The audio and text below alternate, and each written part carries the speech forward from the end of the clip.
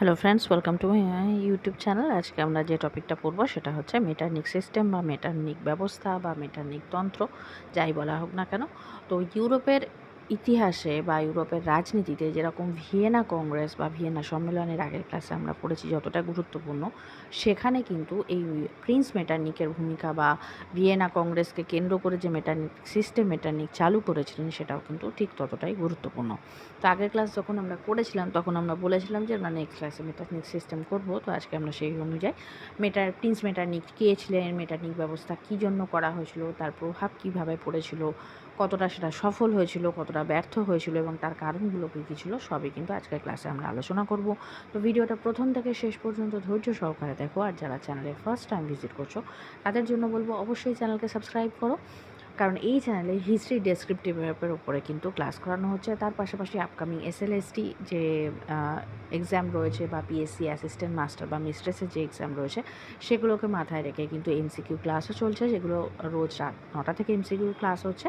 আর যথারীতি যেরকম 7টা থেকে ডেসক্রিপটিভ ক্লাস হচ্ছে সেগুলো তো চলছে। তো সেই হিসেবে প্রত্যেকটা ভিডিও যদি আপডেট পেতে চাও তাহলে চ্যানেলকে সাবস্ক্রাইব করো। সাবস্ক্রাইব বাটনের পাশে থাকা যে বেল আইকন রয়েছে সেখানে অলে ক্লিক করো, তাহলে যখনই আমি কোনো নতুন ভিডিও তোমাদের জন্য আপলোড করব তার নোটিফিকেশান তোমাদের কাছে পৌঁছে যাবে। তো চলো আজকের ভিডিও স্টার্ট করা যাক। তো প্রথমেই দেখতে হবে যে এই মেটারনিক সিস্টেম বা মেটারনিকের যুগ বা মেটারনিক তন্ত্র কাকে বলা হচ্ছে। 1815 থেকে 1848 খ্রিস্টাব্দ পর্যন্ত ইউরোপের যে রাজনৈতিক ইতিহাস বা ইউরোপের ইতিহাসের কেন্দ্রে ছিলেন তৎকালীন অস্ট্রিয়ার প্রধানমন্ত্রী প্রিন্স মেটারনিক, বা তার পুরো নাম ছিল প্রিন্স ক্লেমেন ভন মেটারনিক। তিনি একজন সুদর্শন ব্যক্তি ছিলেন, মিতভাষী ছিলেন এবং তার সাথে তার একটা বিশাল দক্ষতা ছিল, তিনি কূটকৌশলী ব্যক্তি ছিলেন। তিনি সব রকম প্রগতি বিরোধী এবং ঘোরতর রক্ষণশীল রাজনৈতিক নেতা ছিলেন। এই কারণে লুই ফিশার 1815 থেকে 1845 সময় পর্যন্ত সময়কালকে মেটারনিকের যুগ বলে অভিহিত করেছেন। এবং তার আমলে, অর্থাৎ এই যে 40 বছরের যে একটা দীর্ঘ সময়, ঠিক আছে, অর্থাৎ 35-40 বছর প্রায় এই যে সময়, এই সময় মেটারনিক জার্মানিকে 39টি ক্ষুদ্র ক্ষুদ্র রাষ্ট্রে বিভক্ত করেন, করে একটি রাষ্ট্রগুচ্ছ বা রাষ্ট্রমণ্ডলে পরিণত করেন। আর আগে তাহলে এর থেকে বোঝা যাচ্ছে যে মেটারনিকের পূর্বে জার্মানি একটি ঐক্যবদ্ধ রাষ্ট্র ছিল। পরবর্তীকালে মেটারনিক তার নিজস্ব স্বার্থসিদ্ধির জন্য এগুলোকে ক্ষুদ্র ক্ষুদ্র রাষ্ট্রে বিভক্ত করে রাষ্ট্রমণ্ডলে বিভক্ত করেন। এবং মেটারনিকের পরবর্তী সময়কালে যখন আমরা জার্মানির ঐক্য আন্দোলন পড়ব সেখানে আমরা দেখব যে বিসমার্ক কীভাবে এই ক্ষুদ্র ক্ষুদ্র রাষ্ট্রমণ্ডলগুলোকে নিয়ে পুনরায় একটি জার্মান রাষ্ট্র গঠন করেছিল। তো চলো এবার আগে মেটারনিক সিস্টেম বোঝার আগে প্রিন্স মেটারনিক সম্পর্কে একটু ছোট করে ধারণা নিয়ে নিই। তো প্রিন্স মেটারনিক যিনি ছিলেন, যার পুরো নাম কী ছিল সেটা তাকেই বললাম, প্রিন্স ক্লেমেন ভন মেটারনিক। তিনি 15ই মে 1773 খ্রিস্টাব্দে কবলেঞ্জের এক প্রাচীন অভিজাত পরিবারে জন্মগ্রহণ করেন।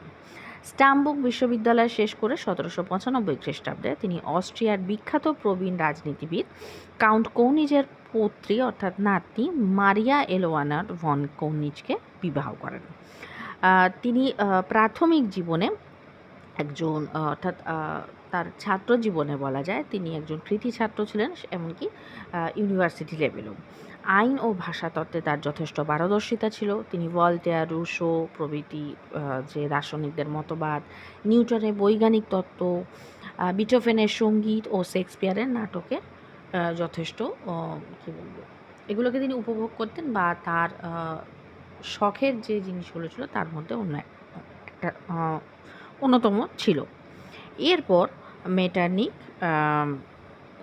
কী বলবো, দীর্ঘ প্রায় 40 বছর, কোন সময়টা 1809, 8ই অক্টোবর 1809 থেকে 13ই মার্চ 1848 পর্যন্ত অস্ট্রিয়ার হ্যাবসবার্গ বংশের রাজা প্রথম ফ্রান্সিস এবং প্রথম ফার্দিন্যান্ডের প্রধানমন্ত্রী ছিলেন। এটা কিন্তু খুব ইম্পর্টেন্ট। তিনি ছিলেন 1809 থেকে 1848, আর মেটারনিকের যুগ বলা হয় 1815 থেকে 1845। এই 40 বছরের রাজত্বকালে তিনি কিন্তু দুটি সম্রাটের প্রধানমন্ত্রী ছিলেন, প্রথম ফ্রান্সিস এবং প্রথম ফার্দিন্যান্ড। এটা কিন্তু খুব ইম্পর্টেন্ট।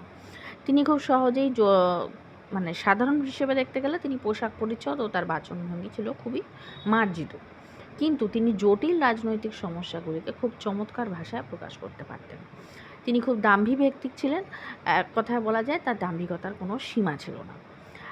তার যেটা উল্লেখযোগ্য কৃতিত্ব ছিল সেটা হচ্ছে তিনি ছিলেন ভিয়েনা সম্মেলনের সভাপতি, অর্থাৎ ভিয়েনা সম্মেলনে তিনি যে সভাপতিত্ব করেছিলেন, তার কূটকৌশল ও অসাধারণ ব্যক্তিত্ব তাকে ভিয়েনা সম্মেলনে এক অপ্রতিহত ক্ষমতায় প্রতিষ্ঠিত করেছিল। তার অন্যান্য নাম হিসেবে যেগুলো বা বিভিন্ন লোকে বা পরবর্তীকালে বিভিন্ন ঐতিহাসিকরা তাকে যে নামে অভিহিত করেছেন তার মধ্যে হচ্ছে কূটনীতি রাজকুমার, বিজয়ী, নেপোলিয়ান বিজেতা, ইউরোপের প্রধানমন্ত্রী, ইউরোপীয় রক্ষণশীলতার জনক, ইউরোপের পুলিশম্যান, ইউরোপের ক্রোচম্যান ইত্যাদি নামে বিভিন্ন সময়ে তাকে অভিহিত করা হয়েছিল। এই যে মেটারনিক ব্যবস্থা ছিল, এই মেটারনিক ব্যবস্থার কয়েকটা মূল নীতি ছিল বা এই নীতিগুলোকে নির্ভর করে প্রিন্স মেটারনিক তার মেটারনিক তন্ত্র বা মেটারনিক ব্যবস্থা গ্রহণ করেছিলেন। প্রথম নীতি কী ছিল? ইউরোপের প্রাক বিপ্লব যুগের রাজনৈতিক ব্যবস্থার পুনঃপ্রবর্তন। অর্থাৎ মেটারনিক ব্যবস্থা বা মেটারনিক সিস্টেমের যেটা মূল কথা ছিল সেটা হচ্ছে পরিবর্তনহীনতা বা স্থিতাবস্থা বজায় রাখা।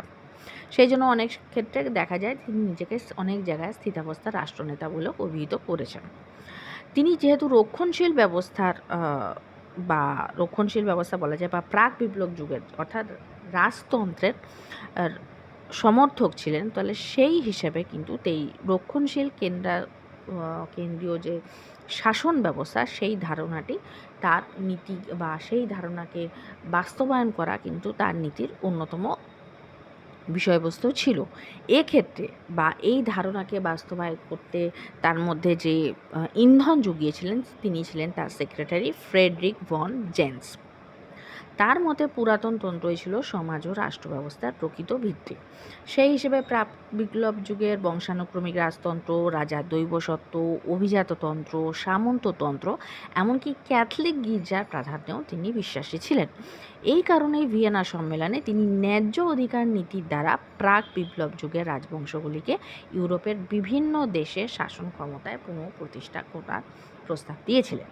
এবং ভিয়েনা কংগ্রেসে যখন আমরা পড়েছি তখন আমরা দেখেছি যে ন্যায্য অধিকার নীতির দ্বারা পুরাতন তন্ত্রকে আবার পুনরায় ফিরিয়ে আনা হয়েছিল।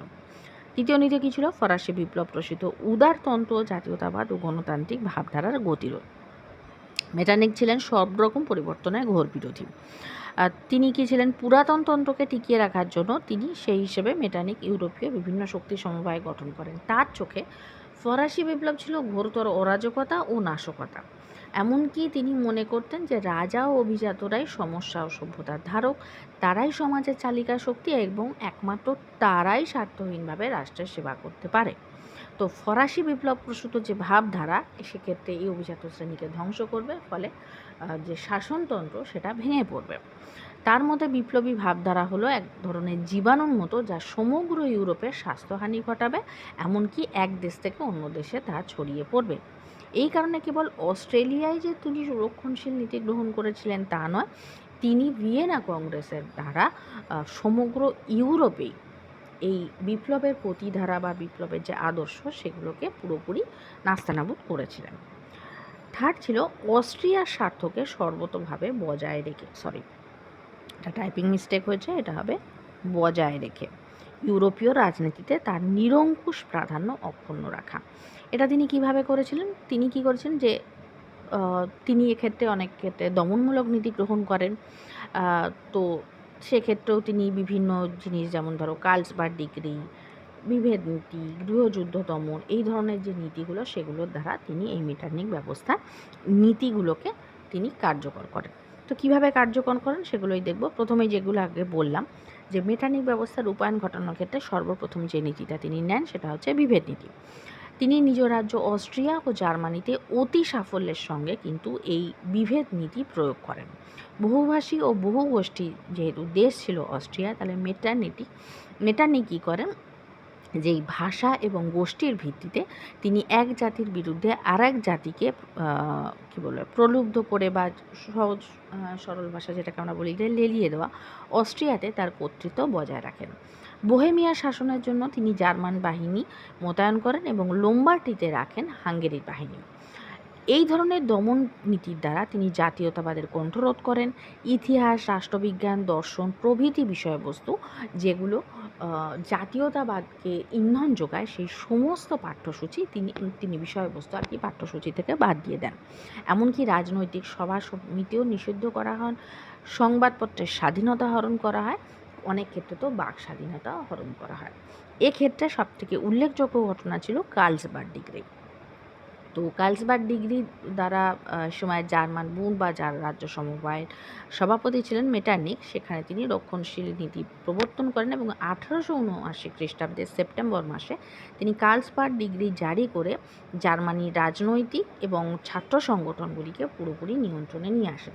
এই কার্লসবার্গ ডিগ্রি সম্পর্কে ডিটেলসে আমরা ভিডিওর একদম শেষে দেখব, তো ভিডিওতে শেষ পর্যন্ত থাকো, কারণ কার্লসবার্গ ডিগ্রি খুব ইম্পর্টেন্ট এবং কার্লসবার্গ ডিগ্রি থেকে কিন্তু আলাদাভাবে কোয়েশ্চেন হয়। তো রূপায়ণের ক্ষেত্রে কার্লসবার্গ ডিগ্রি একটা খুব গুরুত্বপূর্ণ ভূমিকা ছিল, সেটা আমি শর্টে বললাম এবং ডিটেলসে কার্লসবার্গ ডিগ্রি আমরা নেক্সট আসছি। নেক্সট স্টেপ ছিল ইউরোপীয় শক্তি সমবায় গঠন। মেটারনিক তার রক্ষণশীল নীতিকে কার্যকর করার জন্য ইউরোপীয় শক্তি সমবায় গঠন করেন। শক্তি সমবায়ে ট্রফোর ঘোষণাপত্র দ্বারা বলা হয় যে একটা ঘোষণা করেন যেটাকে ট্রফোর ঘোষণা বলা হয়, সেখানে প্রজাদের সরকার পরিবর্তনের কোনো অধিকার নেই। কোনো দেশে বিপ্লব ঘটলে শক্তি সমবায় সেখানে হস্তক্ষেপ করবে এবং পুনরায় স্থিতাবস্থা ফিরিয়ে আনবে। লাস্ট ছিল ইউরোপের অর্থাৎ অস্ট্রিয়া তো ছিলই, তার পাশাপাশি ইউরোপের অন্যান্য দেশেও গৃহযুদ্ধগুলোকে তিনি দমন করেন। 1830 খ্রিস্টাব্দে জুলাই বিপ্লবের প্রভাবে যেহেতু ইতালির পার্মা, মডেনা ও পোপের রাজ্যে গণ আন্দোলন দেখা দেয়, মেটারনিক কিন্তু সেটা কঠোরভাবে তা দমন করেন। ফেব্রুয়ারি বিপ্লব, জুলাই বিপ্লব এগুলো কিন্তু আগে পড়ানো রয়েছে ডেসক্রিপটিভ, যারা পড়োনি তা আমি বলবো তারা প্লেলিস্ট থেকে সেই ভিডিওগুলো দেখে নাও, কারণ একটার সঙ্গে একটা ঘটনা যেহেতু রিলেটেড, আগের ঘটনাগুলো ক্লিয়ার থাকলে তাহলে পরের ঘটনাগুলো বুঝতে তোমাদেরই সুবিধা হবে। এই সময় গ্রীষ্মের স্বাধীনতা আন্দোলনে রাশিয়া সাহায্য করতে চাইলে মেটারনিক সেটিকে থামিয়ে দেন। তারই নির্দেশে ইউরোপীয় শক্তি সমবায় ফ্রান্সকে স্পেনের যে গৃহযুদ্ধ বা বিদ্রোহ হয়েছিল সেটা দমনের ভার দেওয়া হয়। এইভাবে তিনি একে একে সারা ইউরোপে এক প্রতিক্রিয়াশীল শাসন ব্যবস্থা কায়েম করেন। সেই হিসেবেই কিন্তু ইতিহাসে তিনি তৎকালীন ইউরোপীয় রক্ষণশীলতার জনক হিসেবে পরিচিতি লাভ করেন। পরবর্তীকালে 1848 খ্রিস্টাব্দের ফেব্রুয়ারি বিপ্লবের আঘাতে মেটারনিক তন্ত্রের পতন ঘটে এবং মেটারনিক ইংল্যান্ডে আশ্রয় গ্রহণ করতে বাধ্য হন। শুধু আশ্রয় গ্রহণ করেন বললে ভুল হবে, সেখানে দীর্ঘকাল তিনি আশ্রয় গ্রহণ করেন এবং 1859 খ্রিস্টাব্দের 11 জুন 86 বছর বয়সে তিনি আবার পরে পুনরায় তিনি ফিরে আসেন এবং ভিয়েনাতেই তিনি প্রাণত্যাগ করেন। মেটারনিক ব্যবস্থার পতন কি হচ্ছে, যেটা আগেই বললাম যে ফেব্রুয়ারি বিপ্লবের আঘাতে মেটারনিক ব্যবস্থা পতন ঘটে, সেটা তো আমরা জানি, কিন্তু এছাড়াও এর পিছনে আরও কয়েকটা কারণ ছিল। এটা পতন হয়েছে, এটা পতন হবে। তার যে নীতিগুলো ছিল সেটা কিন্তু কোনোটাই যুগের উপযোগী ছিল না, অর্থাৎ যুগের অনুপযোগী ছিল। মেটারনিক যেহেতু বিভিন্ন বিষয়ের আগে আমরা দেখেছি শেক্সপিয়ারের নাটক, সঙ্গীত, দর্শন, নীতি সব কিছু পড়লেও কিন্তু তার অন্তর্নিহিত যে সমকালীন যুগের যে ভাবধারা সেটা কিন্তু তিনি গ্রহণ করেননি, তিনি সেই পুরাতন তন্ত্রকেই আঁকড়ে ধরেছিলেন। মেটারনিক ব্যবস্থার কিন্তু কোনো গঠনমূলক দিক ছিল না, এই ব্যবস্থা ছিল পুরোপুরি নেতিবাচক এবং সংস্কার বিরোধী বা সংস্কার বিমুখ। তিনি বিপ্লবের ভাবধারার সঙ্গে পুরাতন তন্ত্রের সমন্বয় সাধন না করে পুরাতন তন্ত্রকেই আঁকড়ে ধরেছিলেন, যেটা সেই সময় ডিমান্ড না থাকায় এক সময় এটা কিন্তু ভেঙে পড়েছিল। তিনি ইউরোপের সকল রাজার কিন্তু সহযোগিতা লাভ করতে পারেননি। ইংল্যান্ড প্রথম থেকেই তার বিরোধিতা করে। 1830 খ্রিস্টাব্দে জুলাই বিপ্লবের পর থেকে ফ্রান্সও তার পক্ষ ত্যাগ করে। জার্মানিতেও তার নীতির বিরুদ্ধে ছাত্র ও জাতীয়তাবাদী আন্দোলন চলতে থাকে। জুলাই বিপ্লবের ফলে মেটারনিকের যে ন্যায্য অধিকার নীতি সেটাও নিশ্চল হয়ে যায়। ফলে কী হয়, একটা সময় পরে ভিয়েনাতন্ত্র, অর্থাৎ ফ্রান্স ও বেলজিয়ামে ফ্রান্সের যেটা ভিয়েনাতন্ত্র ছিল আর মেটারনিক তন্ত্র ছিল সেটা ভেঙে পড়ে এবং ফেব্রুয়ারি বিপ্লবের ধাক্কায় মেটারনিক তন্ত্র একসময় পুরোপুরি ভেঙে পড়ে। এর পিছনে আরও কয়েকটা কারণ ছিল, যেমন প্রথম ছিল যে মেটারনিকের হাতে কিন্তু সবসময় সর্বক্ষমতা ছিল, এটা বলা যায় না। প্রথম ফ্রান্সিসের পরবর্তী সম্রাট যখন প্রথম ফার্ডিনান্ড সরকারে অর্থাৎ ক্ষমতায় আসেন, তিনি আর তার সরকার প্রধানত 3 জন ব্যক্তির দ্বারা পরিচালিত হতেন: সম্রাটের ভ্রাতা লুডভিস, কোলোভার্ট এবং মেটারনিক। তাহলে মেটারনিকের হাতে যে পুরো ক্ষমতা ছিল এটা কিন্তু বলা যায় না। তাহলে মেটারনিক যখনই কোনো ব্যবস্থা নিতে চাইতেন, সেটা যদি অপর দুই ব্যক্তির স্বার্থবিরোধী হতো, তাহলে কিন্তু সেটা তিনি কার্যকর করতে পারতেন না। তার ফলে কিন্তু অনেক ক্ষেত্রেই এর প্রভাব মেটানিক তন্ত্রে পড়েছিল। যেটা আমরা প্রথমেই বললাম বা কার্লসবার্গ ডিগ্রি যেটা বললাম, এই কার্লসবার্গ ডিগ্রি এক্ষেত্রে কতটা গুরুত্বপূর্ণ ছিল সেটা এবার আমরা একটু দেখে নিই। মেটারনিক ব্যবস্থাকে কার্যকর করতে এবং জেনা বিশ্ববিদ্যালয়ের ছাত্র তৎকালীন কার্লে স্যান কর্তৃক সাংবাদিক ফন্টুক জেবুকে হত্যার পরিপ্রেক্ষিতে 1819 খ্রিস্টাব্দের সেপ্টেম্বর মাসে, অর্থাৎ এই ঘটনাকে কেন্দ্র করে অস্ট্রিয়াতে একটা অরাজকতা সৃষ্টি হয়েছিল এবং সেই অরাজকতা দমনের জন্য 1819 খ্রিস্টাব্দের সেপ্টেম্বর মাসে প্রিন্স মেটারনিক জার্মানিতে কার্লসবার্গ ডিগ্রি জারি করেন। এই ডিগ্রির দ্বারা তিনি কী করতে চেয়েছিলেন? এই ডিগ্রির দ্বারা তিনি কী করেছিলেন? রাজনৈতিক সমস্ত রকম সভা সমিতি করা নিষিদ্ধ করে দেন। এমনকি সংবাদপত্রের স্বাধীনতা এবং অনেকাংশে বাক স্বাধীনতাও তিনি হরণ করেন। এছাড়া রাজনৈতিক দল ও বুরসেন স্যাপটনের মতো যে ছাত্র সংগঠন ছিল সেগুলোকে তিনি নিষিদ্ধ করেন। এটা কিন্তু খুব ইম্পর্ট্যান্ট যে বুরসেন স্যাপটন কী ছিল, এটা কিন্তু একটা রাজনৈতিক ছাত্র সংগঠন ছিল, এরমভাবেও কিন্তু কোয়েশ্চেন আসতে পারে। এছাড়া তৎকালীন সেই সময় কলেজে বা বিশ্ববিদ্যালয়ে যে উদারপন্থী যারা অধ্যাপক ছিলেন তাদেরও তিনি ক্ষমতা থেকে বিতাড়িত করেন। তবে এক্ষেত্রে উল্লেখযোগ্য যেটা সেটা হচ্ছে 1830 খ্রিস্টাব্দে জুলাই বিপ্লবের পর মেটারনিক তার কুখ্যাত যে, অর্থাৎ কুখ্যে বিখ্যাত নয়, কারণ এটা যেহেতু নেগেটিভিটি প্রচার করছিল তাহলে এটাকে কুখ্যাতই বলা হচ্ছে, তার কার্লসবার্গ ডিগ্রিতে আরও 6টি কঠোর ধারা যুক্ত করেন এবং দমননীতিকে আরও কঠোর করেন। এর ফলে কিন্তু আস্তে আস্তে মেটারনিক তন্ত্রের ভিত্তি দুর্বল হতে থাকে এবং 1848 খ্রিস্টাব্দের ফেব্রুয়ারি বিপ্লবের পর একসময় কিন্তু মেটারনিক ব্যবস্থা পুরোপুরি ভেঙে পড়েছিল। তাহলে এটা বোঝা যাচ্ছে যে মেটারনিক ব্যবস্থাকে একটা কঠিন দমন নীতি যে মধ্যে যে বা নিয়ন্ত্রণে রাখা হয়েছিল সেক্ষেত্রে কিন্তু কার্লসবার্গ ডিগ্রির ভূমিকা কিন্তু খুবই গুরুত্বপূর্ণ ছিল। তাহলে আজকের ভিডিও এই পর্যন্ত। যদি ভিডিও ভালো লেগে থাকে তাহলে অবশ্যই ভিডিওকে একটা লাইক করো। যারা চ্যানেলে নতুন, চ্যানেলকে সাবস্ক্রাইব করো। সাবস্ক্রাইব বাটনের পাশে থাকা যে বেল আইকন রয়েছে সেখানে অলে ক্লিক করো, তাহলে যখনই আমি কোনো নতুন ভিডিও তোমাদের জন্য আপলোড করব তার নোটিফিকেশান তোমাদের কাছে পৌঁছে যাবে।